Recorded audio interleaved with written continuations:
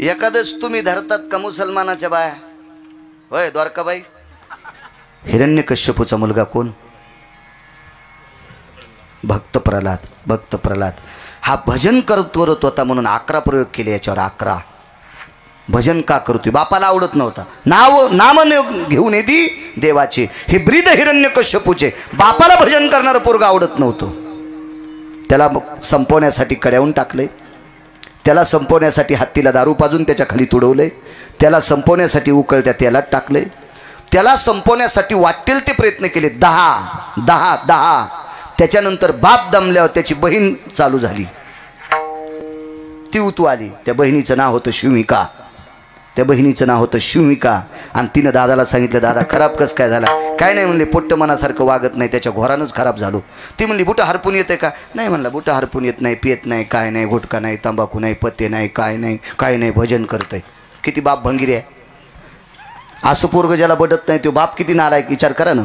काही नाही म्हणले, पोरग फक्त भजन करते. आणि तरी तुला आवडत नाही? मला आवडत नाही. मग भावाला आवडत नाही ना, मला बी आवडत नाही. बहीण बी अशीच होती ना, पाय बांधून पैठणच्या तळ्यात टाकायच्या कामी. माशा तरी सुधारल्या असत्या हिला खाल्ल्यावर. मग ती बहीण याची.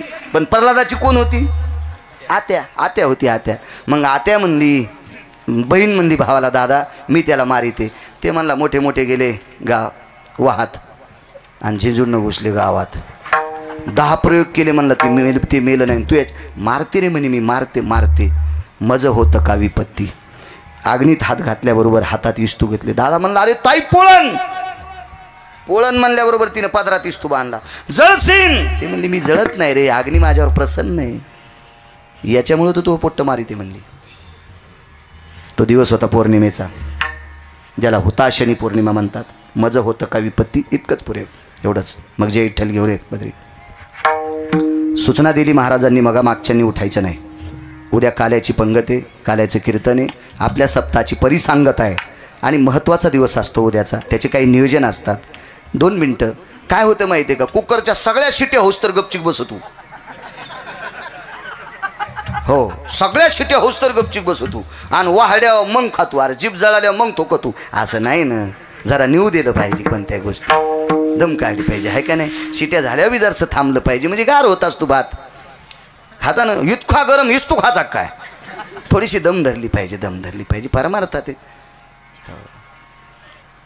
अजून सांगू का, आता कॅमेरे पुढे आहेत म्हणून कधी कधी भ्यावं लागते. व इथं काय वाटत नाही, पण दुसरे ऐकणारे पुन्हा म्हणतात ना, बाळू महाराज कुठं हात घालतो, मोठा अवघड आहे. तुमच्या घरी बाथरूम असेल ना, तुम्ही त्याच्यात किती वेळ बसता? तुम्हाला एकूण एकाची शपथ आहे. बाथरूम मध्ये किती वेळ बसता? मी लई तुम्हाला संस्कृत बोलत नाही, काय नाही, मराठीत बोलतो. किती वेळ बसता? हा, पोट मोकळं होस तरच बसता ना. मला सांगा बरं, कोण माणूस आहे पोट मोकळं झाल्यावर मधातच बसला टाळ्या वाजीत? बसता का तुम्ही? नाहीत बसत. मग बाथरूम चांगली आहे का? मग तुमचं पोट मोकळं झाल्याशिवाय बाथरूम मधून बाहेर निघत नाहीत. कीर्तन इतकं घाण आहे का आधीच उठायला? कीर्तन किती निर्मळ आहे. मग निर्मळ जाग्यावर बसायला कटाळा येतो. कीर्तन सांग. अहो आम्हाला नका मानू, ह्या जाग्याला माना. कोण म्हणतंय तुम्हाला आम्हाला माना? आम्हाला मानायचं का फोकायचं पंढरपुरातला ठरीन, पण तुम्ही या जाग्याला माना. हे ज्ञानभवन आहे, यज्ञभवन आहे, हे अन्नपूर्णेचं अधिष्ठान आहे. त्या महात्म्याने मोठ्या कष्टाने उभं केलेलं आहे. कधी कधी काही जाग्याची ताकद लक्षात घेत जा. कुठं जाऊ नका, संप्रदायाचा नियम आहे. असो, लाकडं जमा केले, इथपर्यंत आलतो ना, आणि त्या लाकडावर बसली आणि भावाला सांगितलं, दादा तू घरी जाय, राक्षसाला सांग पोरग माझ्या पोटाला बांध. तर खालून म्हणला, आत्या कोणाला बेजार करूच नको, मीच येतो तुझ्या मांडीवर. पोरग तसं होतं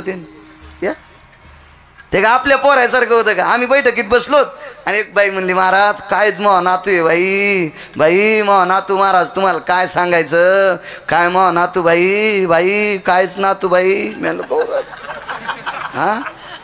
कौरव काय सांगायचं महाराज मग नातू बाई. म्हणलं बाई हो ना, कलेक्टर होईल तो नातू. आणि मग तिच्या घरचा चहा प्यायला म्हणलं, मग बूट कुठे? ते पोरग म्हणलं, काय मी दोरी बांधून पाणी शेंदायलो. आणि तिचा नातू रानातलं पाणी माझ्या बुटाने शेंदू लागला. म्हणलं बाई कायच नातू खास आहे, याला जर आमदार केलं तर काय काय शेंदीन. असं पोरग असेल का ते पोरग भक्त प्रल्हाद आहे. परा पश्यंती मध्यमा आणि वैखरी चारही वाणीचं ज्याच्या जिभेवर प्रभुत्व त्याचं नाव प्रल्हाद. त्याचं नाव प्रल्हाद. बऱ्याच काही व्याख्यात आपल्याला वेळ मोज काय. मीच येतो आत्या, तरी आत्यानं सांगितलं दादा सेवकाला सांगून बांधा. ते म्हणला बांधूत नको, मीच तुला आवळून धरतो. वात्सल्य असती ज्या येते यस पिता असं भगिनिया. आईच्या पोटाला जितका बिलगून धरतो तितकं भावाच्या बहिणीच्या पोटाला बिलगून धरतोय आत्याच्या. आणि बिलगून धरलं, दिलं पेटून. हिला एक अग्नी प्रसन्न होता, तिला अग्नी जाळीत नव्हता, पण कुठपर्यंत अग्नी प्रसन्न होता. लोकांची लेकरं फुकायला, चांगलं काम करण्यासाठी अग्नी प्रसन्न होता. आणि भावाला सांगितलं दादा पोरग जळताना तुला पाहा वाटायचं नाही, नीट. ते गेलं घरी. आणि मग हिला अग्नी जाळू लागला, ओरडू लागली. ते म्हणला आत्या ओरडू नको, लोक पोळ्या खालेत. तोंडच दाबलं, इतकं दाबलं आत्याचं राखुंड होस्तर उघडं नाही केलं. सकाळी बाप आला, प्रल्हाद आत्या पहिल्या गाडीनेच गेल्या. मी त्याला म्हणलं जालन्याचे दुकान उघड्या, आत्या तुला नाटी आणतेन पैठणी आणतील, पण आत्या थांबलीच नाही, पहिल्या गाडीनेच गेली. आणि तोरक आत्याची राख यानं अंगाला लावली. नामधारकाची ताकद सांगतो, लेकरं जाळणारी बाई पण भजन करणाऱ्याचा संघ झाला. म्हणून आज होळीच्या दिवशी हुताशनी पौर्णिमा जगदंबा म्हणून तिची पूजा करतात. इतकी नामधारकाची ताकद मोठी. एक पर्व सांगितलं फक्त, असे 19 पर्व आहेत त्याचे. पण भजन करणाऱ्याला कमी संकट आले, किती संकट आले. नाम प्रल्हाद उच्चारी दया सोडविन राही, उचलून घेत कळीवरी भक्ती सुखे ना आला. पण कधी आधी किती बेजाऱ्या झाल्यात. तुकोबाराय म्हणले देवा काय विपत्ती आली तरी होते, माझं होतं का विपत्ती, पण पांडुरंग राहो चित्ती विठोबार.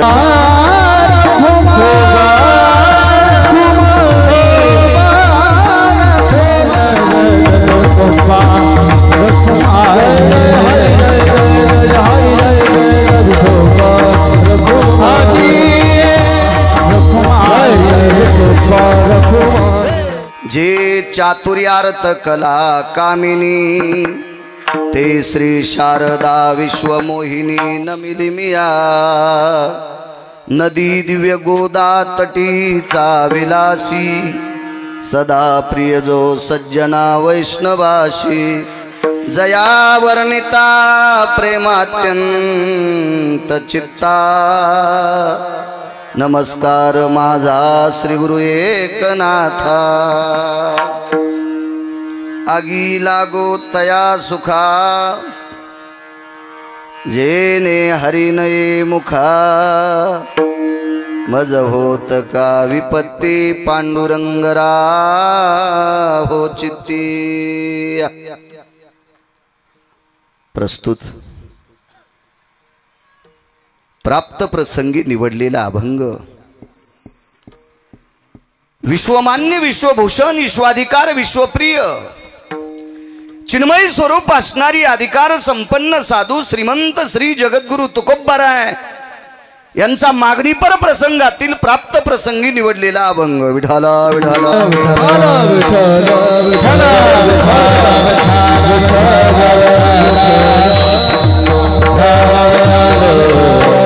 प्राप्त प्रसंगी निवडलेला अभंग देहूतील मालकांचा आहे. हे यंत्र बंद करा ते आता.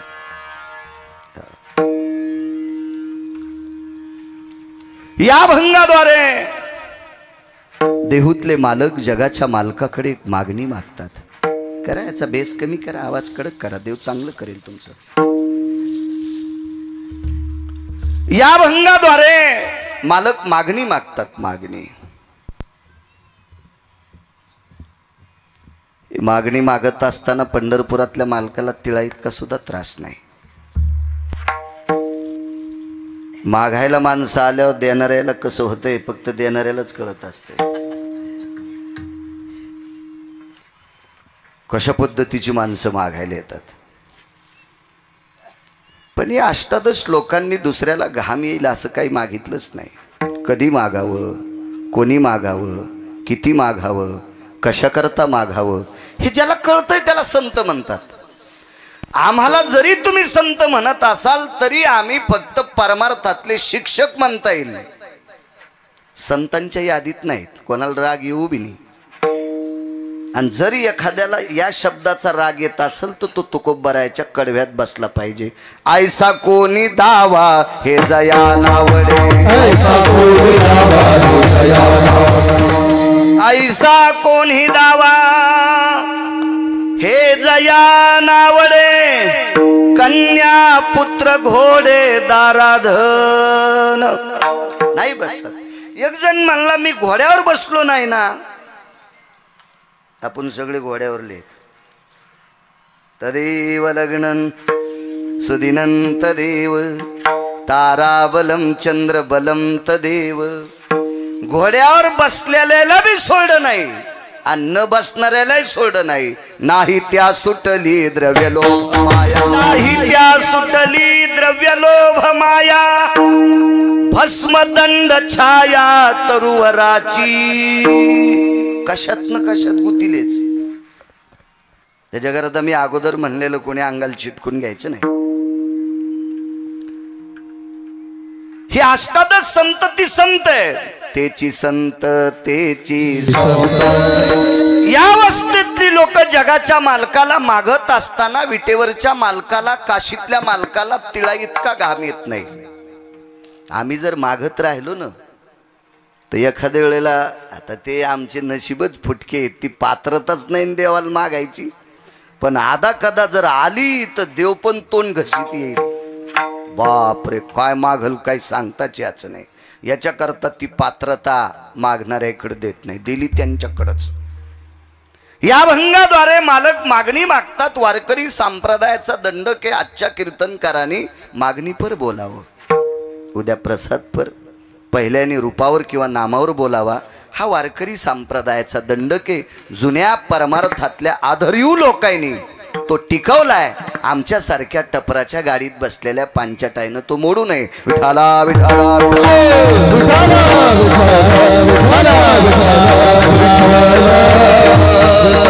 या भंगाद्वारे मागणी मागतात. आगीला गो तया सुखा. तुकोबराय देवाला म्हणतात, करा थोडासा कडक करा, मॉनिटरला त्या आवाज. देवा त्या सुखाला आग लागो. विको कमी केला तरी चालेल, फक्त कडक करा. देवा त्या सुखाला आग लागू दे. कोण्या सुखाला? जे सुख मला देवाचं नाव घेऊ देत नाही. जेने हरी नये मुखा तया सुखाग लागो. आगी लागो तया सुखा. जेने हरी नये मुखा, जेने हरी नये मुखा तया सुखाग लागो. जे सुख, ज्या सुखावर आरूढ असताना मला देवाचं नाव जर तोंडाला येत नसेल तर देवा ते सुख जळून जाऊ दे, आगी लागो. भगवंतानं विचारलं काही हरकत नाही, मी तुम्हाला माझं नाव तुमच्या मुखात रात्रंदिवस देईल, पण जर तुम्हाला काही संकट आलं तर. विपत्ती या शब्दाचा अर्थ संकट साहेब. तर तुकोबारायांनी ठामपणे सांगितलं, मज होत का विपत्ती म्हणजे संकट. काय संकट आलं तरी हरकू दे देवा, पण पांडुरंग राहो चित्ती. तू मात्र माझ्या चित्तात राहायला पाहिजे. तो देव आहे देव. हुशे साहेब काही माणसं म्हणत असतात मी लय हुशार आहे. एक जण भेटलं मागच्या आठवड्यात, ते म्हणला लय हुशार आहे मी. दंडच थापटू लागलं. भंगिरी होतं आणि मला धोतर असल्यामुळं ते जरा चांगल्या पॅन्टीवर याच्यावरलं होतं. ते धोतरावाल्याला येडपटवानीच समजिते. त्याला पहिलं सांगितलं, बरं तू असं उपेक्षात्मक बोलायला का, तुला काही ऐकायचं म्हणून. नाही नाही नाही नाही म्हणे, आणि तुमच्याकडून काय ऐकू म्हणे धोतरावाल्या ऐकून. मी म्हणलं भाडव्या, धोतरावाल्याला तू साधं समजी. तू धोतरावाल्याचं नोटावर चित्र असल्याशिवाय नोटच चलत नाही. आणि तू काय शिदडावानी वळवळ वळवळ करायला येडपट आपलं. तू धोतरावाल्याला पागल समजी तू का. तू यासारखे इशी कावताल झुपीन म्हणलं पॅन्टीवाले. तू येडपट एक काय तू म्हणलं. वळवळ वळवळ करू लागलं. पागल असतील काही माणसं. काय सांगू लागलो.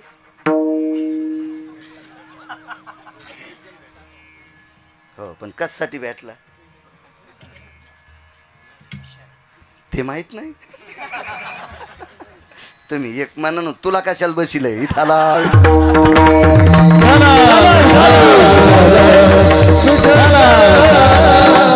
ते म्हणे महाराज मी लयच हुशार आहे.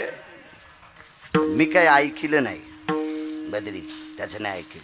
ते मागून म्हणला महाराज तुम्हाला काय सांगायचं माहीत का, चालू जिल्ह्यात कोणी नाही. त्याला मी म्हणलं नालाय का, तू जर जिल्ह्यात एक नंबरचा चालू आहे तर ज्यानं तुला जन्माला घातलं तो किती चालू असेल याचा विचार कर ना थोडासा. तर तुझ्यापेक्षा एक काकणभर शिल्लकच असेल का नाही. किती देव चतुर आहे लक्षात घ्या.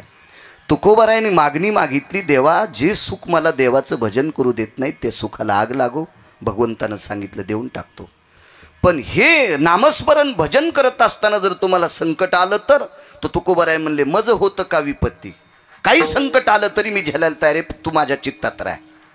तरी पण देव किती हुशार आहे. देव चतुर जाणोनी अंतर वर्त तसे किंवा चतुरा तो शिरोमणी गुण लावण्याची खाणी मुकुट सकळामणी धन्य तुची विठोबा. देव चतुर आहे, त्याच्यासारखा चतुर जगात कोणीच नाही. मग अशा चतुर भगवंतानी प्रश्न केला, तुकोबाराय माझं भजन करण्यासाठी शरीर तर मानवी लागेल, माझं भजन करण्यासाठी तुम्हाला शरीर देहा मानवी लागल. मग माणूस म्हटल्याच्या नंतर जात आली, मग तुम्हाला कोण्या जातीत जन्माला घालू. ती एकदा नामदेवरायला सुद्धा असा प्रश्न होता. तर नामदेवरायनं सुद्धा देवाला सांगितलं होतं जन्म हो का भलते जन्म हो का भलते याती, कोण्याही जातीत जन्माला घाल मात्र मला हरिभक्त कर. ही नामदेवरायाची सार्थ मागणी. तुकोबाराय अजून पलीकडचं बोलले, जळो ते समूळ धन संपत्ती उत्तम कुळ. देवा मला जर तू उत्तम कुळात जन्माला घालीत असेल, जर मी भजन करीत नसेल तर ते माझं कुळ पण जळून जाऊ दे. एका ठिकाणी तर इतकं गोड बोललेत, उत्तम कुळी जन्म क्रिया मंगळ बुडविले कुळ उभयता. उत्तम कुळात जन्माला आहे आणि काम हलकटवाणी करायला आहे, अख्ख्या कुळाला मातीत घालत असते ते बदमाश लोक. अख्ख्या कुळाला. तुकोबाराय म्हणले देवा मला जातीच्या फंद्यात पाडू नको. माझ्या सोप्या भाषेत सांगू का, मराठवाडी भाषेत.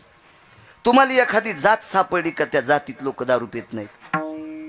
एखादा पेशंट आला का असा तुमच्याकडे, बाई साहेब तुमच्याकडे आला का, ए बद्री तुला दिसला का रे एखाद्या जातीतला माणूस.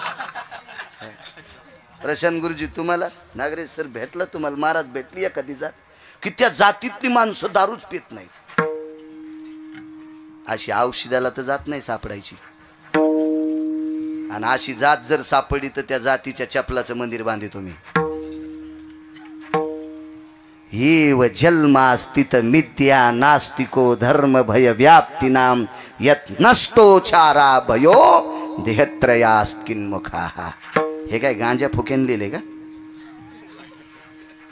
जगात अशी एक बी जात नाही की त्या जातीत भ्रष्ट माणसं नाहीत. जगात एकही जात नाही की त्या जातीत सात्विक माणसं नाहीत. प्रत्येक जातीत सात्विक माणसं आणि प्रत्येक जातीत भ्रष्ट माणसं. म्हणून ही लोक हुशार होती. देवा जळो ते समूळ धन संपत्ती उत्तम कुळ.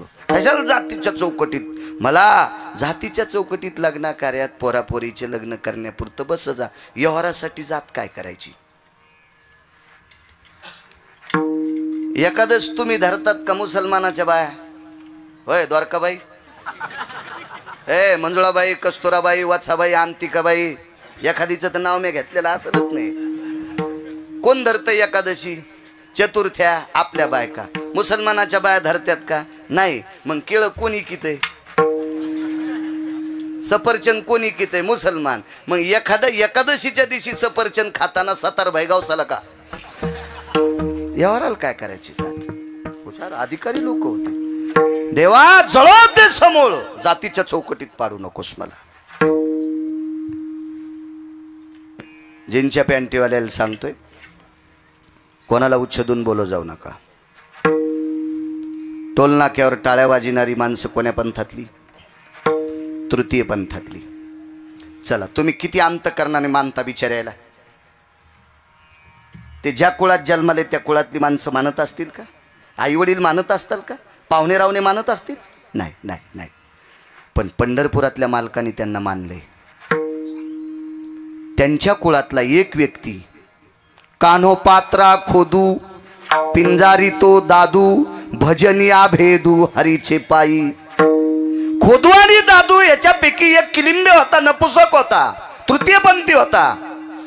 पण या पवित्र भारत देशातल्या प्रत्येक वारकऱ्याला सकाळच्या काकड्यात त्याचं नाव घ्यावंच लागतंय, घ्यावंच लागतं. एक जण म्हणला मी घेणार नाही, पंढरपुरातला मालक म्हणला मग तू सुनता करू, तू या संप्रदायात राहायच्या लायकीचं नाही. आहे का हिम्मत त्याचं नाव काढायची? का नाही? कारण कुण्याही जातीत, कुण्याही पंथात, कोण्याही स्वरूपात जन्माला आलेली माणसं देवाला आपलंसं करणारी आहेत. म्हणून तुकोबाराय म्हणले जळो ते समूळ. अजून एक पुरावा आहे का? कबीर मोमीन लतिफा मुसलमान सेना नावी जान विष्णुदास. मोमीन म्हणजे पानं ऐकणाऱ्याच्या कुळातला माणूस. मुसलमान इतकं भजन केलं, इतकं भजन केलं डॉक्टर साहेब. भजन करता करता ईदभर पोटाचा धंदा होता, तो धंदा होता शेलाई नाहीचा. पण भजन करता करता शेलाई नाहीचा, ते शेला इतका पवित्र झाला ज्याला इकला त्याच्या घरी जाऊन भजन करीत होता. ठाई ठाई शेल्यावरती दिसे राम नाम ग. पुरावा शपक आहे बरं का, अभंगात इचकू नका. नंतर वकालत करण्यापेक्षा आताच करतो. माणसं माघारी कार्य करते, त्याच्यामुळे आपण आपलं शिद्रट टुनाला नाही पाहिजे याला बोट घालायला. विठाला विठाला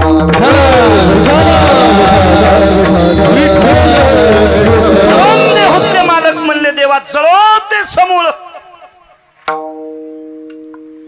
आणि पैसे जरी मला देवाचं नाव घेत नसतील, घेऊ देत नसतील, तर ती संपत्ती पण जळो म्हणले. ती संपत्ती पण नकोय. काय मागितलं शेवटच्या कडव्यात? तुका म्हणे देवा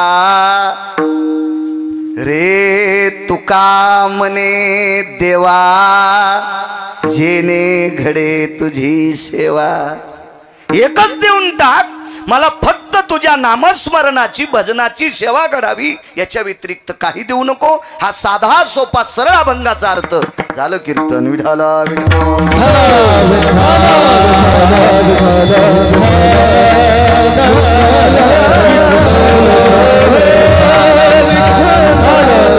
मोठ्या श्रद्धेने, मोठ्या अट्टहासाने, मोठ्या असीम प्रयत्नाने, सात्विक सदाचारी अंतकरणाने हा नामोत्सव, हा नामयज्ञ, हा अन्नदानाचा यज्ञ, परम पावन अधिष्ठान, दिव्य तेजस्वी हे अधिष्ठान, ज्या अधिष्ठानावर वैकुंठवासी हरिभक्तीपरायण परमपूज्य गुरुवर्य कृष्णाजी महाराज व्यवहारे अशा महान महात्म्याने या ठिकाणी साधना केली. हे ठिकाण अधिष्ठित केलं. परम पावन ठिकाण, या ठिकाणावर चालत असलेला हा ज्ञानोत्सव, हा नामाचा अन्नदानाचा यज्ञ, अशा परम पावन यज्ञात आजच्या 7व्या दिवसाचं कीर्तन करण्याचा योग गिरगावच्या बाळूला लाभलाय. हे माझं परम भाग्य. हे कॅमेरावाले तुम्हालाही धन्यवाद. माझ्या लग्नात नव्हता, तुम्ही इतके लावले, चांगली गोष्ट आहे. लाई जा अभंगाचं कडवट टाकी जा. तुम्ही मोठी वाट लावता, कष्ट्यात इंजेक्शन आणलं, असं नाही काय करीचं. तसे चांगले आहेत म्हणा तुम्ही, चांगले आहेत. लायचं खरं धर्माचा प्रचार करीचा. काय ताने आमच्या हौदात पाणी येतं उरुक, तुम्ही प्या. आमचा जे दिवशी हौद कोरडा होईन ते दिवशी निघाला बाळ्या तूर कापायला. विठाला विठाला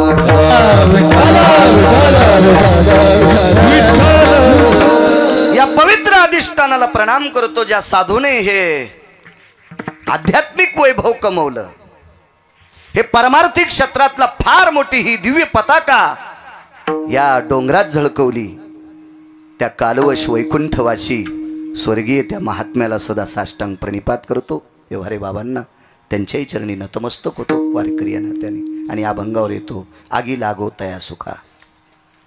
श्रीमंत श्री जगद्गुरु तुकोबाराय म्हणतात की त्या सुखाला आग लागो की जे सुख मला देवाचं नाव घेऊ देत नसेल. पहिला मुद्दा आहे चारवाकांचा. मी रात्री चारवाकांचं नाव काढलं होतं. चारवाक इतकी हरामखोर असतात साहेब. चारवाक आपल्याच जन्माला येतात, आपल्या सोबत राहतात, आपल्या सोबत मोठी होतात, आपल्या सारखे कपडे घालतात आणि भडवे आपले वाभाडे काढतात. त्यांना चारवाक म्हणायचं. चारवाक कधी पण आपल्या धर्माचे वाबाडे काढतात. ही चारवाक असतात, ही नालायक असतात, चारवाक असतात. तुम्ही अजून बी काही लोक म्हणा कीर्तनानं कुठं सुधारले आणि तमाशानं कुठं बिघडले अशी म्हणणारी भडवे आपल्यात येत. बरं, अशी म्हणणारी नालायक आपल्यात येतं. यांना चारवाक म्हणायचं. ही आपली जरी असतील तरी चारवाक आहे. हे चंद्र सूर्य निर्माण झालेत का, हे विश्व निर्माण झालं का, त्यावेळेस पासून या नालायकांची संख्या आहे.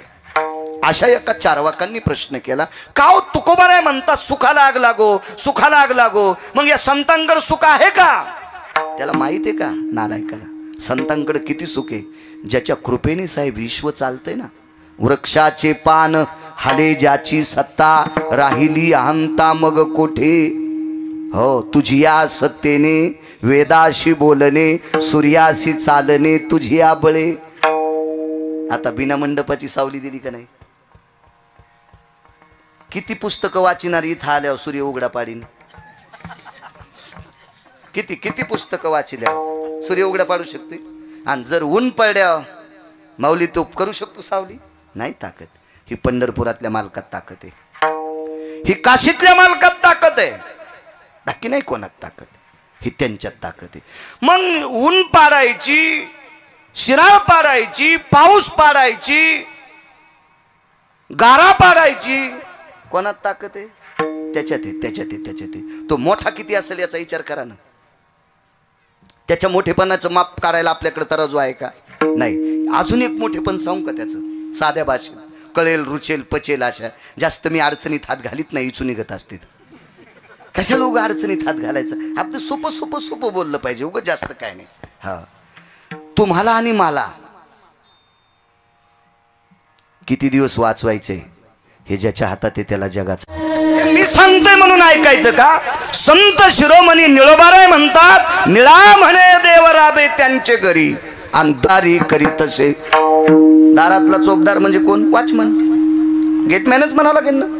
मग जगाचा मालक संतांच्या सुखाचा परतावा करत असताना वॉचमन झालाय, याचा अर्थ देवाकडे सुख नव्हतं. अजून एक पुरावा सांगतो मागच्या मंडळींना, की देवाकडे जर सुख असतं तर वैकुंठातून संतांच्या सदनात सुखाकारे देव वेडावला, या सुखाकारे देव वेडावला,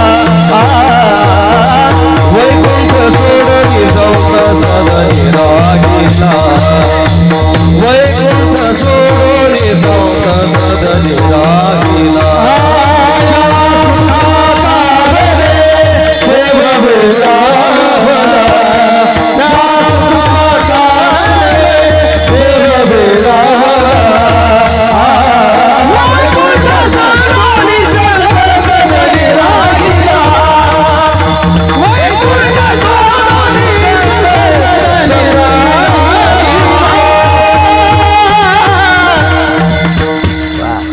सहज नाव विसरलं. इथले मार्गदर्शक अधिष्ठित आदरणीय प्रभाकर महाराज शास्त्री श्री क्षेत्र पावनधाम आश्रम, त्यांनाही प्रणाम. अजून एक विसरलंय. मी रात्रीच्या कीर्तनातही बोलून गेलो, काल दुपारी सुद्धा बोललो, बारामतीकडे होतो दुपारी. तिकडे पंढरपुरातल्या मालकांनी आपल्याकरता एक देवदूत पाठवलाय. मंदिराच्या जीर्णोद्धारा करता आणि गौमातेच्या सेवेकरता असा एक देवदूत, आदरणीय पूजनीय वंदनीय सद्गुरू पाचपोर बाबा, ज्यांच्या मुखारविंदातून आपण माझ्या विटेवरच्या मालकाचीच पण कृतात्रेता युगातली कथा श्रवण करत होता प्रभू रामचंद्राची, त्यांनाही प्रणाम करतो. या सुखाकारणे देव येडावला. मग ते हे सुख कोणतं होतं ते घरी गेल्यावर पहा, पण देवाकडे नसावा. या सुखाकारणे देव वेडावला आणि वैकुंठ सोडून संत सदनी राहिला. बरं, संतांकडे सुख घेत असताना संतांची घरं तरी कोणती चांगली होती? आता त्यांच्या अभंगावर आम्ही कीर्तन करून घरं बांधलेत, असे घरं त्याला नव्हते. नव्हते घरं, नव्हते. पाहुणे घरासी आजी आले ऋषिकेशी, काय करू उपचार कोप मोड की जर्जर. माझं वाक्य आहे. आता आम्ही त्यांच्या भंगावर कीर्तन करतोय. मला गुलाबाचे फुलं टाकले तिथून इथपर्यंत. पाहत होते ना तुम्ही, गुलाबाची फुलं टाकलेत. नाना प्रकारचं जेवायला. काय होतं, यांच्याकडे देव जात होता आणि देव यांच्याकडनं सुख घेत होता. त्यांची इथं खाला काय होतं, दरदरीत पाण्या माझी रांधियल्या कन्या. महाराष्ट्रात एखादं घर असेल का त्याची इथं पानपुडा नसेल? इकत घ्यायचं काम नाही ना. सक्रातीला ह्याची कुणी केलं द्याल्यात. हो, आता तुम्हाला सांगतो, भांडे घासायच्या घासणे इकत घ्यायचं काम नाही. हो, आमच्या इथं संक्रांतीला इतक्या शॅम्पूच्या पुढे आल्या की आम्ही गाडी पण शॅम्पूच्या पुढे न धुतो. काही दिवसाला यायनं गहू ज्वारीन गॅस वाटावं म्हणजे बस झालं, म्हणजे बाळाला पुन्हा ताण नाही कशाचा. पण ह्या मोठ्या चतुर येतात, ह्या तोंड पाहून वान देतात. ही बड्या घरची बाई आली की गुळाचं ढेकूळ, जरा बड्या घरची आली की मग बघवं, आणि गरीबाची बाई आली की शॅम्पूची पुडी. होंडी होशीन होंडी, विठाला विठाला.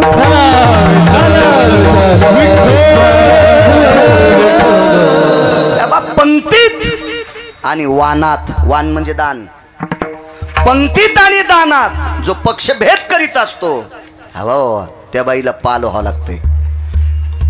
येन दातृत्वाम भयस्थितो शंका भय व्याप्तेषु आगा गेहाम यज्जायते भक्षंती कीटका नैवम गिरगावकर लिखितम. गेह म्हणजे घराच्या भिंतीवर सरपटणारे प्राणी. त्याचे पुढचे 2 श्लोक राहिलेत, असू द्या, जाऊ द्या, ते तुम्ही घरी गेल्यावर पहा. आणि भक्षंती कीटका, हा पालच. मग किडे खाणाऱ्याच्या कुळात जावं लागते. चुका करायच्या नाही माझ्या माईंनो. कशाला कीर्तन ऐकायचे? आपल्या चुका दुरुस्त करण्यासाठी कीर्तन ऐकायचे. हो, काय सांगत होतो, सुख सुख कन्या होत्या हो, खाला कन्या. पानपुड्याचा विषय सांगत होतो. तर तुकोबारायच्या घरी पंढरपुरातला मालक जेवल्याच्या नंतर तुकोबारायनी नमस्कार करून देवाला सांगाव, देवा मी दुर्बळ आहे रे, मी गरीब आहे रे, मी गरीब आहे, तुला सुपारी देऊ शकत नाही, विलायची देऊ शकत नाही, लवंग देऊ शकत नाही, मुखशुद्धी तुळशी दळ, तुका म्हणे मी दुर्बळ. मग इतकी नाजूक परिस्थिती तरी पण यांच्याकडे सुख होतं देवाला देण्यासाठी. नामदेवरायचं घराची भौतिक श्रीमंती ती एकनाथ महाराजांचं घर जर सोडलं तर बाकी सगळ्या संतांची घरं साधी होती. केळीवरी नारळी घर चंद्रमोळी जाणत शियाळी नामयाची. काय एक घर, वारा पाणी मुसळधारा, वारा पाणी मुसळधारा, तेने मोडीले छपरा, तेने मोडीले छपरा. काय या परिस्थिती हो, तरी पण जगाच्या मालकाला सुख देण्याची ताकद त्यांच्यात आहे. चारवाकांचं थोत्तर बंद झालं. इथपर्यंत आलतो ना मी. चारवाक विचारित होते की तुकोबाराय म्हणतात सुखाला आग लागो, मग यांच्याकडे सुख आहे का? भंगिऱ्या सुख इतकं आहे, सुख अजून संपलत नाही, म्हणून पंढरपुरातला मालक खाली आहे. आणि जर सुख संपलं असतं तो वरी गेला असता. अजून सुख आहेच, ते इतकं सुख आहे, इतकं सुख आहे की अजून देवाला पण कळालं नाही संतांकडे सुख आहे. म्हणून डोक्यातलं काढून टाका, संतांकडे सुख असेल का नसेल. अप्रतिम सुख आहे. अपांपती निरजा येते अभ्राम्र पटले शिदया धरा यज्जा येते क्रिया तरवर शाखा भेदीचता. अपांपती म्हणजे समुद्र, पाणी मोजता येईल. धरा पृथ्वीचं वजन करता येईल. प्रपटल अंबर यालाही मोजता येईल. तरवरा शाखाती भिन्नम ह्याही मोजता येतील. पण संतांचं सुख मोजता येत नाही. इतकं संतांकडे सुख आहे म्हणून ते त्यागू शकतात. संत म्हणून आगी लागो तया सुखा. आता राहिला प्रश्न, तया हा कोण्या सुखा? की जे सुख देवाचं नाव घेऊ देत नाही त्या सुखाला आग लागो, त्या सुखाला आग लागो. उदाहरणार्थ एखादा राजा असेल आणि राजा रिकाम्या वेळात जर देवाचं भजन करीत नसेल तर त्याच्या सुखाला किंमत नाही, किंमत नाही, किंमत नाही. अशा सुखाला आग लागो. मग ऐका पुरावे, तुम्ही मला फक्त आशीर्वाद देत राहा, त्याच्यावर बाळू बोलत राहील विठाला विठाला.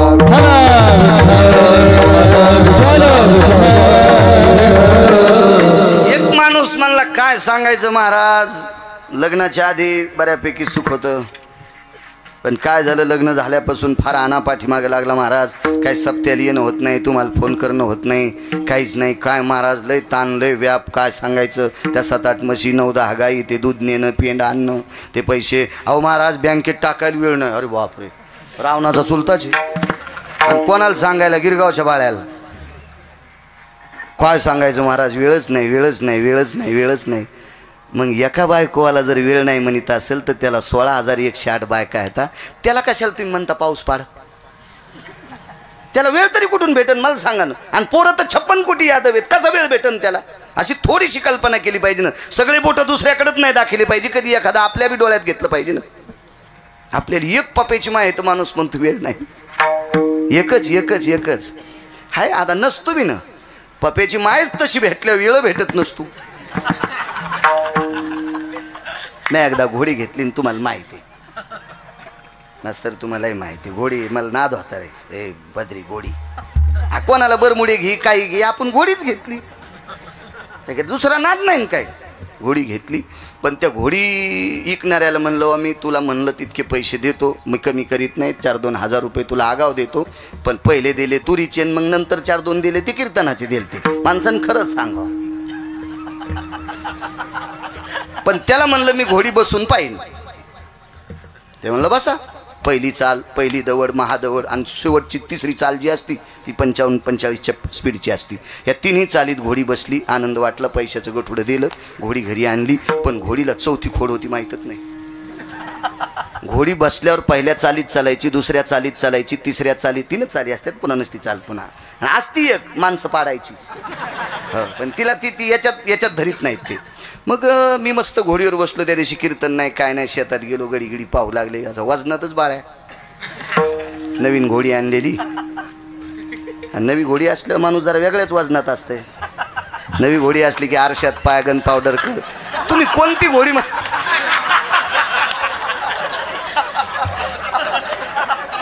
ए बद्री, तू गैरसमज करून घेऊ नको रे. मी घोडी म्हणायलो, घोडी. हे असं होतं बघा. विठाला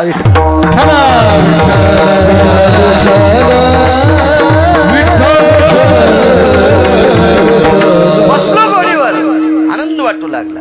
ह्या घोडी उगी अशी चलत होती. मनका पण हलत नव्हता साहेब घोडीवर, मनका पण.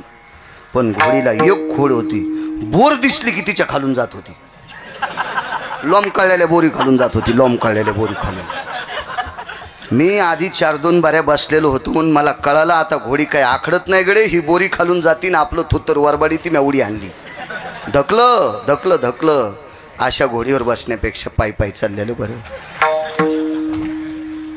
आहे का नाही? अशी घोडी माणसाच्या जीवनात भेटू नये. मी घोडी म्हणायलो. आयंदळ घोडीशी पायंदळ भला आणि अवकुसळ बायकोशे सांगूच नका.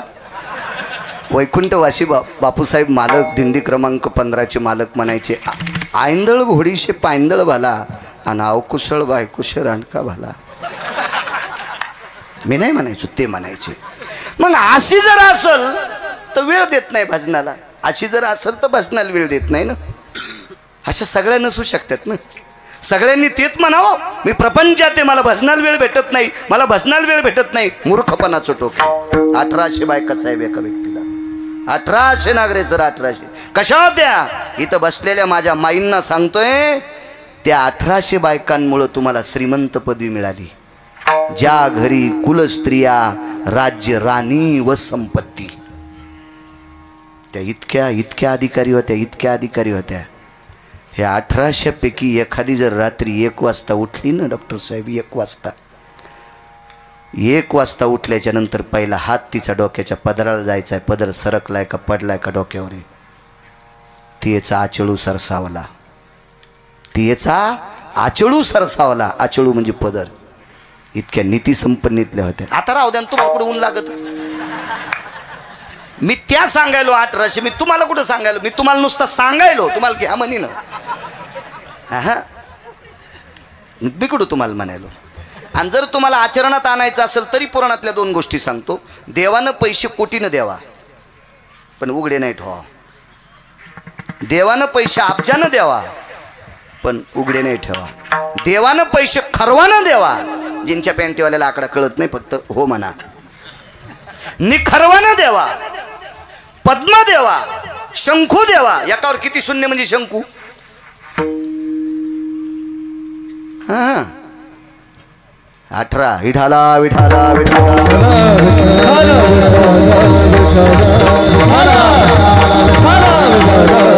इतके पैसे देवा, पण डायरीच्या पुढून नाही ठेवा. पैसे डायरीच्या पुढून उघडे ठेवायची वस्तू नाही.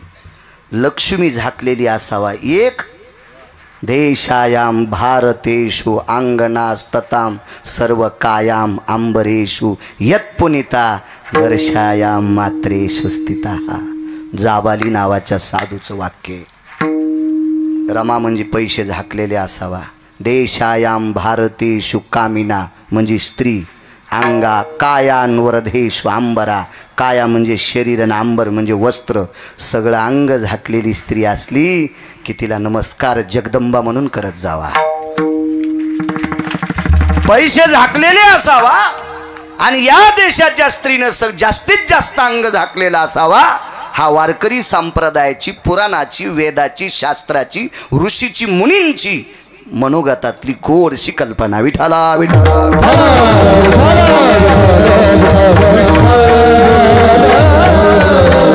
अशा 1800 बायका. त्या राजाचं नाव महाराज गोपीचंद राजा. आगी लागत आहे असो का, त्याचं नाव होतं गोपीचंद राजा. गोपीचंदाला मुलगा झाला मुक्तचंद. आईचं नाव मैनावती. आगी लागत आहे असो का सांगते काय, मालकांचा अभंग आहे. 1800 बायकापैकी रोज 300 बायका आंघोळ घालीत होत्या. मी काय तिथला सरपंच नव्हतो असं पुराण सांगते. पाहावे पुराणी विचारोनी पुराण सांगते. रोज 300 बायका. सनई, चौघडा, सूर, बावनिया चंदनाचा चौरंग, सोन्याच्या फिरक्या, हत्तीच्या दाताचे पाय चौरंगाला. एवढं वैभव होतं त्याचं. त्याचं नाव होतं गोपीचंद. त्रिलोचन राजाचा पुत्र. बापाचं नाव त्रिलोचन, मुलाचं नाव गोपीचंद, त्रिलोचनाच्या नातवाचं नाव मुक्तचंद. त्याच्या पुढचं ऐकायचं का, पण हेच 3 ध्यानात धरा.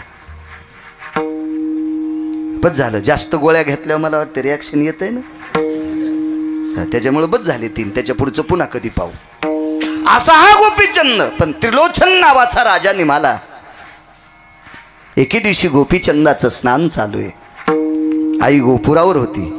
गोपूर म्हणजे माडीची पडवी, ज्याला आपण सायवन म्हणतो. खालचं वरचं जेवढे मजले असतील तेवढे.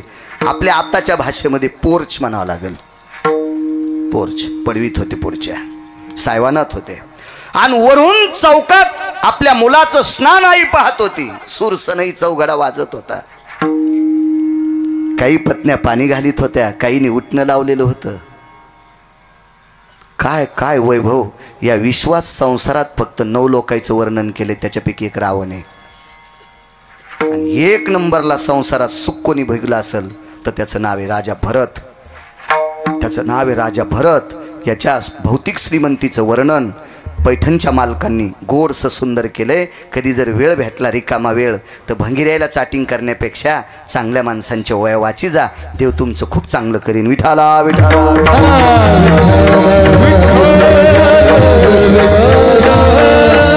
त्याच्यापैकी 9 पैकी एक गोपीचंद राजा आहे. देवाच्या पण संसाराचं वर्णन नाही. लय फाटला देवाचा संसार. 7व्या अवतारातही फाटला, 8व्या अवतारातही फाटला. देवाच्या सुद्धा संसाराचं वर्णन नाही. देवाच्या संसारात वाद नव्हता का? आणि वाद जर नसता तर आईसाहेब खाली काऊन आल्या? राधेला मांडीवर घेतल्यामुळे आईसाहेबाला राग आला. राधेला मांडीवर घेतल्यामुळे आईसाहेबाला राग आला. आणि वैकुंठ सोडून आईसाहेब दिंडीरवनात आल्या. म्हणजे वादिवाद होताच ना. काहीतरी कितीतरी सांगते. वैकुंठवासी श्रीमद भागवतातलं रत्न डोंगरोजी महाराज सांगायचे, भगवंताचा फार वेळेस संसारात वाद झाला. फार वेळेस संसारात. त्याच्यातला 5 वेळेसचा वाद एका संन्याशाने मिटिला. तो संन्याशी भजन करणारा होता, इतकं लक्षात ठेवा. म्हणून भजन करणाऱ्याची बरोबरी ब्रह्मवेत्ता पण करू शकत नाही. आईशे ब्रह्मवेत्ते अपरंपार, तरी भजन करणाऱ्याची बरोबरी करू शकत नाहीत. इतकं तुका म्हणे येथे भजन प्रमाण. आणि काय थोरपण जाळावे ते इतकी भजन. कारण तो संन्याशी भजन करीत होता. हे आईसाहेब खाली रुसून आलते ना, मला ना दे आता हे गव्हाला पाणी देताना गवत उपटीत असतो, नाहीत मला पुढं सारखं ही गरज नव्हती सांगायची, पण ना दे गवत उपटायचा. तर आईसाहेब खाली आल्याच्या नंतर पंढरपुरातल्या मालकाला भजन करणाऱ्या संन्याशानं 6व्या क्रमांकाचा संन्याशी देवर्षी नारदानं सांगितलं, देवा तुम्ही मोठी माणसं आहात आणि मोठ्या माणसाचं चुकल्यावर बारकी माणसं हसत असतात, मोठ्या माणसांनी शक्यतो झाकून झुकून नेलं पाहिजे. नाही म्हणे माझा काही गुन्हा नसताना तिनं खाली कशाला जावा, जाऊ द्या म्हणले, पण मोठ्या माणसानं 2 पावलं रिवस आलं पाहिजे. मग भजन करणाऱ्या नारदासारख्या संन्याशाचं ऐकून भगवान वैकुंठातून खाली आले आणि रुक्मिणीला सांगितलं, रुक्मिणी आता काय ताण घेऊ नको, मी आलो ना. आले मग काय झालं, भजन तर तिचंच आहे राधाकृष्ण, ताण घेऊ नको. आता राधाकृष्ण म्हणायचे नाही, आता विठोबा रुक्माई म्हणते. पण अजून वेळ आहे ना विठोबा रुक्माईला, मला सांगा वेळ झाल्यावर, सांग रे बद्री. इतकं इतकं इतकं इतकं इतकं यावं लागलं का नाही खाली, म्हणजे होती का नाही गुंती गाठी होत्या का नाही संसारात, पण एका तिळा इतकी गाठ नसणारा संसार गोपीचंदाचा, इतका संसार सुरळीत. आईला दुःख वाटलं, गोपुराहून रडत होती, डोळ्यातलं ते पाणी एक थेंब असा पाठीवर पडला आणि तेजाब जसं अंगाला लागावं जितकं चटकानी बसती, विस्तू अंगाला लागल्यावर जशी चटकानी बसती, गरम वस्तू अंगाला लागल्याच्या नंतर जशी चटकानी बसती, तितका पाठीवर असा टर टर टर टर टर टर टर फोडच आला. कासावीत जीव झाला. असं पाहिलं तर प्रत्येक पत्नीनं सांगितलं आम्ही काहीच नाही. वरी पाहिलं तर गोपुरावर आई होती, आई होती. तेवढ्या पत्न्यांना बाजूला लोटलं, करा आवाज करा करा, बाजूला लोटलं आणि जिन्यावरनं गोपुरावर पोचले. वल्ल्या कपड्यानं आईच्या पुढे मांडी घालून राजा बसला. त्या राजाचं नाव होतं गोपीचंद राजा. माय तू का रडतेस, तुझ्याकडं कोणी वामदृष्टीनं पाहिले, एखाद्यानं वाईट जिभेनं तुला एखादा शब्द वापरलाय, आई तुझ्यानं एखाद्यानं कोणी असं वाईट बोट दाखवलंय, नाही रे बाळा, नाही नाही. वाम रसना प्रगल्भेशी, अशी कोणाची रसना प्रगल्भ नाही की त्याने मला वाईट म्हणावा. हे ती चक्षुभय व्याप्ती, असे कोणाचे डोळे ताकदवान नाहीत की ज्यानं तुझ्या आईला वाईट दृष्टीनं पाहावा. ये ती पारणीर भय जा येते. अरे एखाद्याचा हात असा ताकदवान नाही, पारणी म्हणजे हात, की त्यानं मला त्याच्या हातानं भय दाखवा, असा हात कोणाचा मला अजून सापडलेला नाही.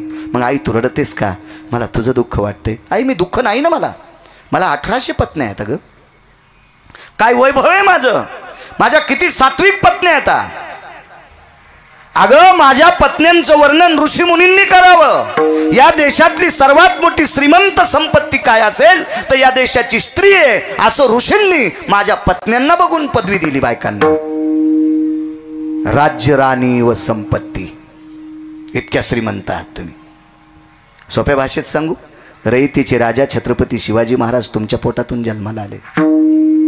धर्मनिरपेक्ष महाराणा प्रताप तुमच्या पोटातून जन्माला आले.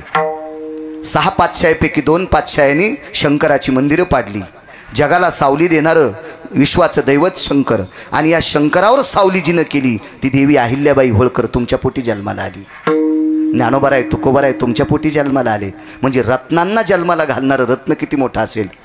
राज्य, राणी व संपत्ती, या देशाची तुम्ही संपत्ती आहात. आई रडू लागली.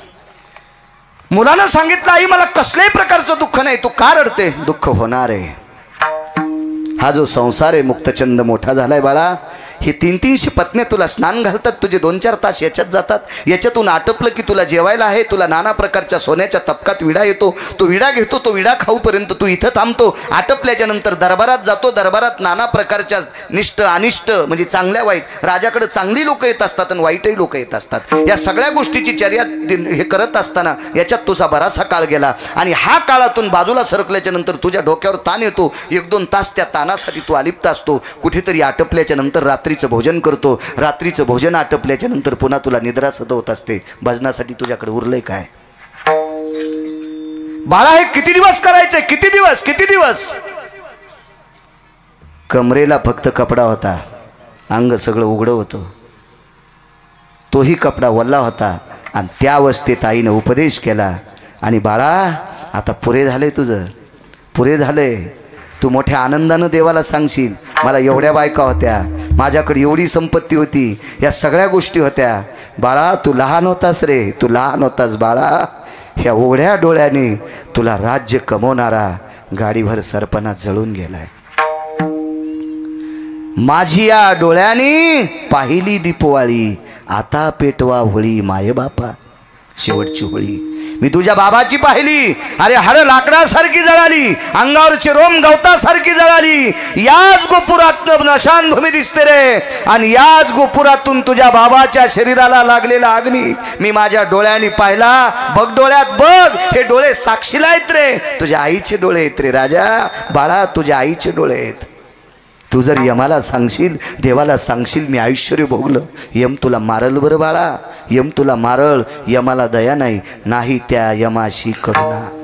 मारी ती झोडी ती तोडी ती निष्ठूर. यमाला दयामया नसती रे बाळा. तो म्हणणार नाही हा राजा होता, तो म्हणणार नाही हा भिकारी होता, तो म्हणणार नाही हा कीर्तनकार होता, तो म्हणणार नाही हा मृदंगाचार्य होता, तो म्हणणार नाही हा भजने होता. चुका केल्यावर रट्टे हाणतूच यम. भेणार नाही, भेणार नाही, भेणार नाही.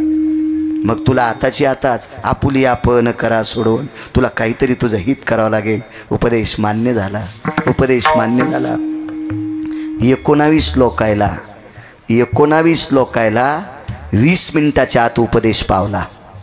20 मिनिटाच्या आत नारदाने वाल्याला केलेला उपदेश, नारदाने वाल्याला केलेला उपदेश 13 मिनिटाचा होता. मी सांगत नाही, पुराण सांगते. रामायणात बघायचं नाही, दुसरं पुराण पाहायचं. रामायण पाहिलं पुन्हा माणसं म्हणतात बाळ्या कशातलं सांगतो, उसातलं. तू वाची जाईन सुमळ्या, कशाला काड्या करतो. तुम्हाला एक सांगू का, दुसऱ्याचे धुणे धुणाऱ्या माणसाला कालांतरानं बायकोच्या साड्या धुवाची येळ येत असती. म्हणून अभ्यास करण्यापेक्षा दुसऱ्याचे खपल्या काढायचं काम नाही केलं पाहिजे. आपल्याला काय करायचं, एखाद्याचा स्वर कमी असेल तर तुमचा त्याच्यासाठी जन्म आहे का? तितका वेळ तिथं घालून तुम्ही रक्त गरम करण्यापेक्षा त्याला डोक्यातून काढून टाका आणि 2 अभंग अजून पाठ करा. कीर्तनकार तुमची पाठ थापतील. काय गरज आहे आपल्याला त्याच्यावर फुकट उकांडे उकरून दुसऱ्याची? काय गरज नसती, काय गरज नसती, काही संबंध नाही त्याच्यावर.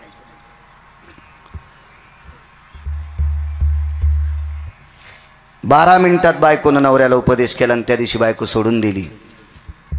बायकोचं नाव होतं रत्नमाला. आणि 12 मिनिटात उपदेश ज्या नवऱ्याला केले तो नवरा इतका मोठा आहे. त्याच महात्म्याने केलेलं रामायण काल पाचपोर बाबा सांगत होते. मुनिश्री तुलसीदास सर्पाला धरून आतमध्ये गेलता महात्मा. काय उपदेश होता हो, काय उपदेश होता, काय उपदेश होता. 9 मिनिटात उपदेश केला, 9 मिनिटात. मुलांनी आईला 9च मिनिटं उपदेश केला मुलांनी आईला. आई मला लग्नात पाडू नकोस ग, पाडू नकोस, पाडू नकोस. सांख्यशास्त्रात पुरावा आला. त्या आईचं नाव आहे देवहूती, मुलाचं नाव आहे कपिल. संक्रांतीच्या दिवशी तुम्ही त्याला वाण देतात. इतका मुलगा अधिकारी, आई शिष्य झाली आणि मुलगा गुरु झालाय. काय ताकद होती या लोकांकडे, काय ताकद. एका मोजक्या काळात आईनं उपदेश केलाय मैनावतीनं मुलाला. आणि कोनाड्यातला भगवा कपडा घेतला, त्याचे 2 तुकडे केले, एक कमरेला बांधला आणि एका तुकड्याची महाराज झोळी केली. आणि 1 नंबरच्या पहिल्या 1800 बायकापैकी पहिल्यांदा जिच्या सोबत लग्न झाले तिच्या दारात भिक्षाम देहि मा. बायकोला भिक्षा माय म्हणून मागितली. ठस ठस ठस ठस रडू लागली. आगी लागोताय सुका, आगी लागोताय सुका, अभंगावर बोलतोय. ठस ढास रडू लागली. मालक माय पाय धरतो तुझे, आजपासून तुझा माझा मालकपणाचा समन सुटलाय. पटपट पटपट सगळ्या बायकांना भिक्षा मागितली. आईला प्रणाम केला, निघून गेली. एका वनात मुक्काम आहे. त्या वनात तो रस्ता होता, त्या रस्त्याने एक पांथस्त येत होता. पहिल्या कडीवर बोलतोय आगी लागोताय सुका. काय संतांचं अधिष्ठान होते लोकांचं. त्या रस्त्याने एक व्यक्ती येत होता. अंधार पडला. एका झाडाखाली मुक्काम आहे. महाराजांनी आपला कमलंडवार केला. रस्त्यात भिक्षा मागितलेली होती. एका घरी ती भिक्षा झोळीत होती, झोळी अडकवलेली होती. दरबाची चटई होती, दरबाची चटई त्या झाडाखाली अंथरवली आणि त्या झाडाखाली बसून महाराजांनी भजन सुरू केले. तेवढ्या अवकाशात आवाजाचा ते ध्वनी ऐकल्याबरोबर एक पांथस्त वाटसरू तिथे आला. त्याने विचार केला पुढचं गाव पाठीमागं लांब आहे, मागचं गाव फार दूर गेले. आता या जंगलात मुक्काम या महाराजांच्या सानिध्यात करावा. आणि त्या वाटसरूनं महाराजाच्या बाजूला स्वतःची वळकटी टाकली. महाराजांनी त्याच्याकडे पाहिलं. तो भिकारी होता, तो भिकारी होता. वाक्य नीट ऐका. तो भिकारी होता, तो भिकार चोट नव्हता.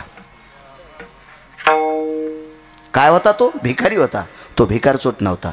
भिकारचोट लोकायचा लय लोकायला त्रास. भिकारचोट परवडत नाही. हजारो भिकारी परवडतात बद्री, भिकारचोट परवडत नसते.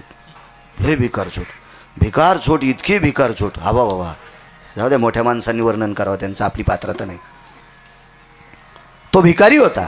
महाराजांनी लक्षात घेतला हा भिकारी. भिकारी कोणाला म्हणायचं का? ज्याच्या अंतकरणातले 6 बाजूला गेले आणि फक्त पोटाची अपेक्षा करतो 2 टायमाच्या खाण्याची, तो भिकारी. होईन भिकारी पंढरीचा वार करी, हे असे हे वेगळ्या तत्वातले भिकारी.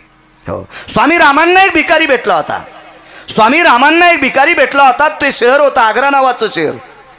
तो भिकारी फक्त तळहातावर बसलीत की भिक्षा खात होता.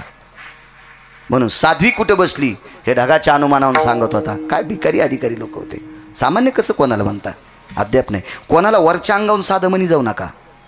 आणि एखाद्यानं लय कडक टोपी घातली म्हणजे त्याला श्रीमंत म्हणी जाऊ नका. त्याची बायको 7 व्हायचा कापूस याचायला आणि त्याला नाद एक कपडे भारीचा घालायचा. काय नसते, वरून झकपक आतमध्ये भगभग. काय नाद असतो, नाद असतो, वरून झकपक राहायचा. बायको कदरली त्याला. हो, नाही इस्त्री भेटली तर तांब्यात इस्तू टाकून पण टोपी कडक करेल. हो, आणि कोणाच्या फालक्याला लग्नाला लटकाल्यालाच. आणि तिथं गेल्यावर म्हणतो नुकती कडक झाली. उष्ट्या हातेनं उठवी काग, उष्ट्या हातेनं उठवी काग, भरक्या हातानं कधी कावळा उठिला नाही. आणि हे भंगिरे म्हणते नुकती थोडी कडक झाली. थोत्री थानीन तू ह्या यम हलाम खोरा. विठाला विठाला विठाला.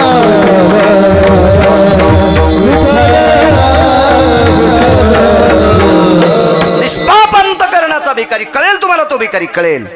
महाराजांनी भजन सुरू केल्याच्या नंतर भिकारी भजन म्हणत होता.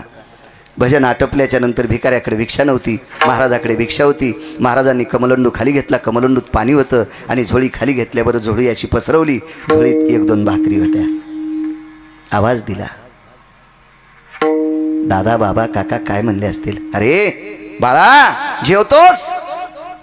ओठावून जीभ फिरवत होता. शुद्धीनं व्याकुळ झालेला होता. महाराजांनी स्वतःच्या झोळीतली 1 भाकरी आणि भाजी देऊन टाकली. भिकारी तृप्त झाला. महाराजांनी भजन अगोदरच केलं. अंग टाकलं आपल्या दर्भाच्या चटईवर.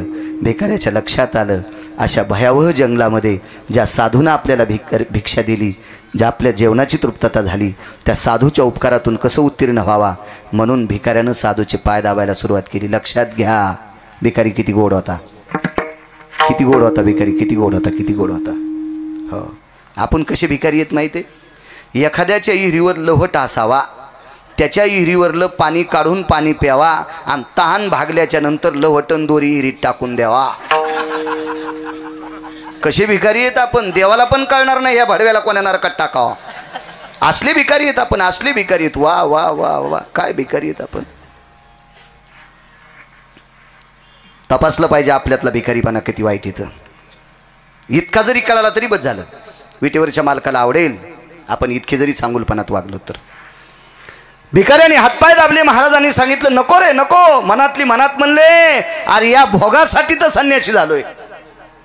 हे भोग मला बेजार करीत होते, याच्याकरता संन्यासी झालोय. आंघोळीला 300 असतील, त्या आरती वारा घालायला किती बायका असतील, किती लालन पालन असेल त्याचं, किती वैभव असेल. आपल्याला एकच माणूस म्हणलं ते ऐकतो. संक्रांतीला 15,000ची साडी आणली पप्याच्या बापानं. तर पप्याची माय थोडी उचकानी होती. हा नाही भेटावं बरं, उचकानी कोणाला भेटू नये रे बापा, देवा वैऱ्याला भेटू नये. नाही नाही, उचकानीचं लय अवघड असतं. मी नाही सांगत, कर्कशे संगती दुःख उदंड फजिती, देऊतले मालक सांगतात. आणि 15,000ची साडी आणल्या पप्याच्या माईने किती खुश व्हा. अशा दुष्काळात सोयाबीनचा उतार कमी आला, कशालाच उतार व्यवस्थित नाही ना. आणि हरभऱ्याला याचं तर त्याचे चिटकलं मागच्या गारानं पावसानं, काही उरमलं, काही जळालं, काही आता. आणि मग ते घडमोड केली की सगळं कुठंच होत असतो ना. ते इतकं सोपं नाही ना. मग अशा काळात 15,000ची साडी आणल्या पप्याची माईने किती खुश व्हावं. पण पप्याची माई वचाबाईकडे गेली आणि वचाबाईला दाखिली. वचाबाईल म्हणली बाई आमच्या पप्याच्या बापाने मला 15,000ची साडी. वची अशीच होती. वची म्हणली माय कसं सुत कसं सतरंजीवानीच आहे. पप्याच्या माईचं तोंड जसं मांजरीनं वर खांडलंय. आणि पुन्हा म्हणले बद्री तुला इतका कसं रे. संसारातल्या गप्पा आणल्या खसखस पिकल्यावरच पिकायली होत त्याची. कसं कसं बद्री याला बैठकीत घेऊ बरं गेल्या.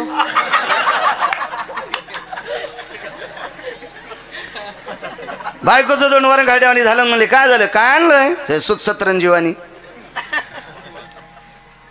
हा आणि त्याला अनुभव ना आपल्याला वन कशाची पडलीत आमच्या इतका तुला अनुभव आहे संसारातला हा विडाला विडाला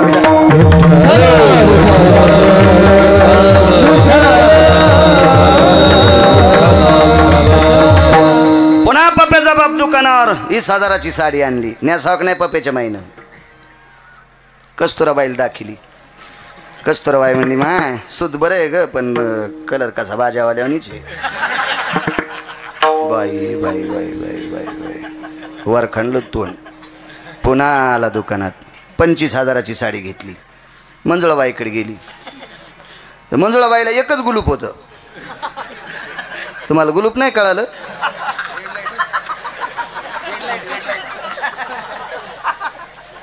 एकच गुलूपन मंजुळाबाई म्हणली माय सूत चांगलं आहे रंग चांगला आहे आणि बुट्या कशा ग गोचडावानी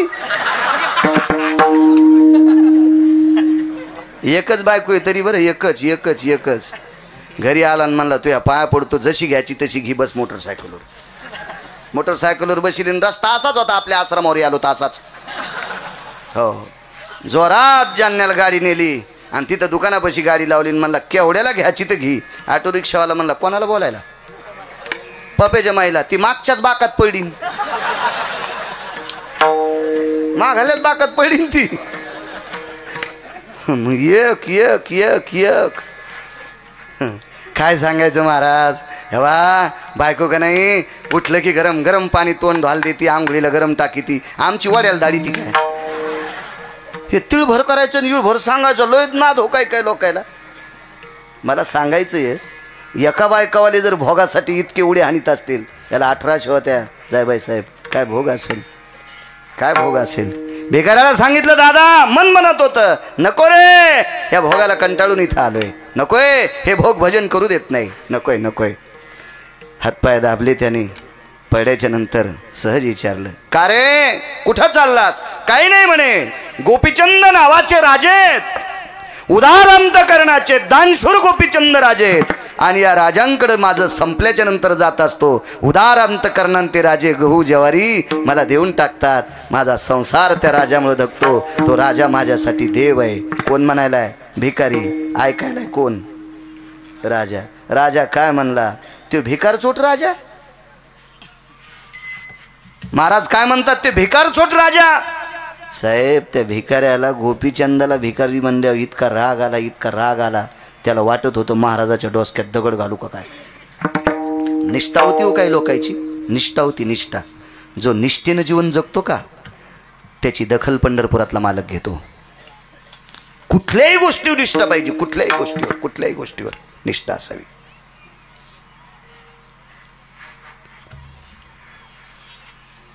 मागे एकदा आपण साहेबांचे काका जात राहिले त्यावेळेला गेलतो त्यांच्या मनानं ते हॉस्पिटलकडे निघाले आपल्यालाही आवडलं त्यांना मी म्हणलं तुमचे काका गेले तुम्ही जर आता 13 दिवस हॉस्पिटल बंद केलं तर तुम्हाला पुण्य नाही लागणार रात्री बेरात्री जर एखादा पेशंट आला आणि तुम्ही त्याला तपासलं आणि त्याला गोळ्या दिल्या आणि त्याच्या वेदनातून जर जो मुक्त झाला तर तुमच्या काकांना ती श्रद्धांजली असेल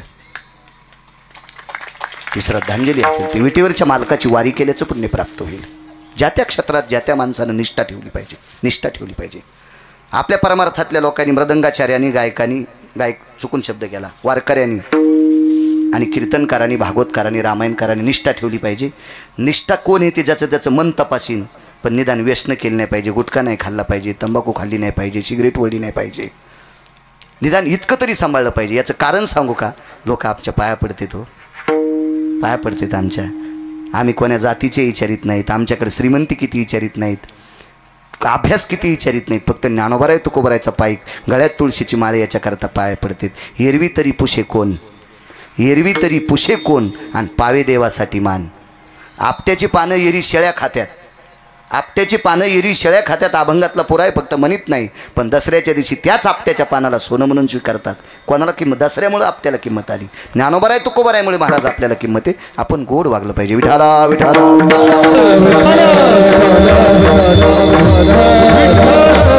राग आला आणि पाया दाबणारा भिकारी महाराजाच्या विरोधात गेला भिकाऱ्याने स्वतःची वळकट उचलली आणि दुसऱ्या झाडाखाली टाकली. महाराजच होती, त्याने त्याची वळकट उचलली आणि त्याच्याजवळ. एक दोन बऱ्या झालं. भिकारी म्हणला, महाराज मी मारीन बरं तुम्हाला, मी तुम्हाला मारीन. आतापर्यंत महाराज समजित होतो, भाकर दिली, हातपाय दाबले, पण तुम्ही, मी ज्या राजाला मानतो त्या राजाला तुम्ही नाव ठेवता, मला तुम्ही आवडत नाही. तुम्ही महाराज असो चुलीत गेले, काय गरज नाही मला तुमची, काही गरज नाही.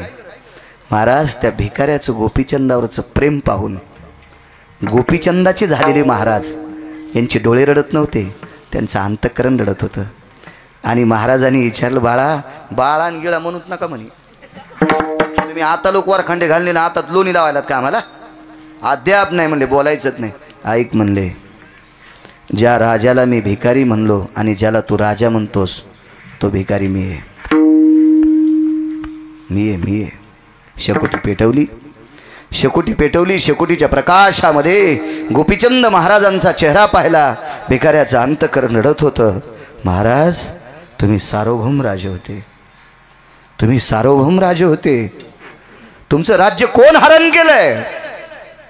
आपल्या 1200 पत्न्यांची काय अवस्था आहे? राजे आपला मुक्तचंद नावाचा मुलगा काय करतोय? राजे तुमच्या मातोश्री मैनावती काय करतात?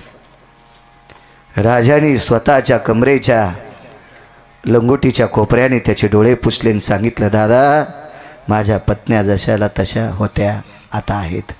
माझी आई आहे, मुलगा आहे, पण मी त्यांच्यात नाही. तुमची ही अवस्था कोणी केली? मीच केली. देवासाठी घेऊन जोग आणि अवघा भोग त्याची याला. मी देवासाठी जोग झालोय, गोसाई झालोय, देवासाठी अवघा भोग त्याची याला. का? ते भोग घेत असताना, ते सुख घेत असताना मला देवाचं नाव तोंडाला येत नव्हतं, म्हणून देवासाठी घेऊन जोग आणि अवघा भोग त्याची याला. म्हणून मालक पहिल्या कडव्यात म्हणतात,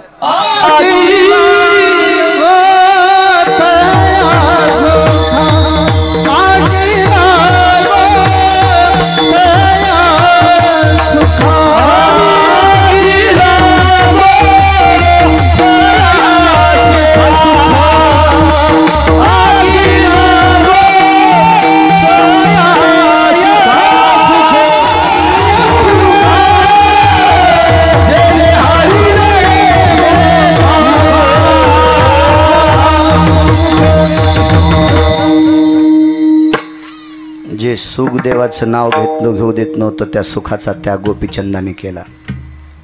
बद्री 5 पर्यंत ना गजल. हा मग मी त्याच्यामुळेच म्हणालो लवकर घ्या, तर कशाला पुढे वाढवा म्हणायला. मी तर आत्ता इठल करतो ना. याच्याकरता तोंडात हाणली होती त्या 5 काऊन म्हणायला, म्हणून विठाला.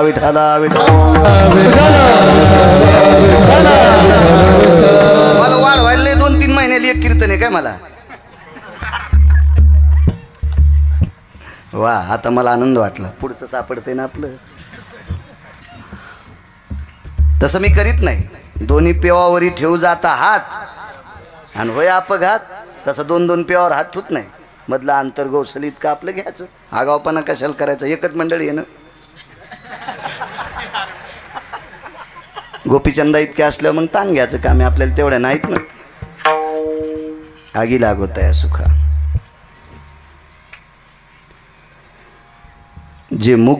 जे सुख देवाचं नाव घेऊ देत नाही त्या सुखाला आग लागो. हातभाग सोडून द्या. पैठणच्या मालकांचं वाक्य, देवाचं नावच जर तोंडाला येत नसेल तर नामाविन मुख सर्पाचे ते बीड आणि जिव्हा नवे काळ सर्प आहे. याच्या पलीकडे सांगतो, नाम नाही घे ज्याची वाचा.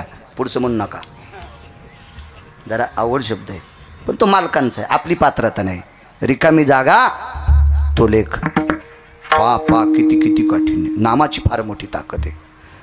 नाम इतकं पवित्र. पैठणच्या मालकांनी कोई खर्च केली. नित्य राम नाम गरजेवानी. नित्य राम